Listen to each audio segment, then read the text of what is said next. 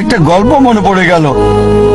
একসময় একজন ফেরেশতা এসে এক লোককে বলল, আমি তোমার উপর খুশি, তুমি যা চাইবে আমি তোমাকে তাই দেব, তবে একটা শর্ত, যা তুমি চাইবে আমি তোমাকে সব দেব, তবে তোমার প্রতিবেশীকে দেব তার দ্বিগুণ।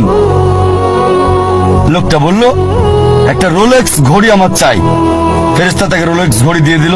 প্রতিবেশী দুটো রোলেক্স ঘড়ি পেল।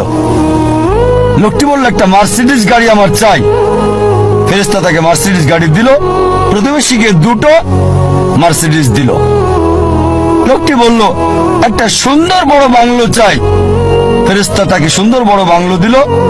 তার প্রতিবেশীকে দেওয়া হলো দুটো সুন্দর বড় বাংলো। লোকটি পরে বলল, দয়া করে আমার শেষ ইচ্ছাটা তুমি পূরণ করে দাও। কি সেটা? আমার একটা চোখ তুমি নষ্ট করে দাও, যাতে কিছু আমি চোখে না দেখতে পাই।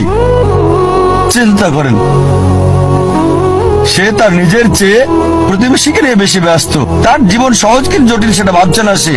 প্রাচুর্য কি দারিদ্রতা যাই থাকুক, সে বেশি চিন্তিত তার প্রতিবেশীর চেয়ে ভালো জীবন যাপন করা নিয়ে।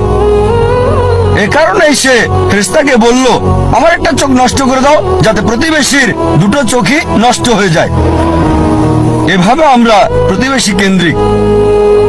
নিজে সুখী কিনা ভাবছে না, দেখতে পারবে কিনা সেটা ব্যাপার না।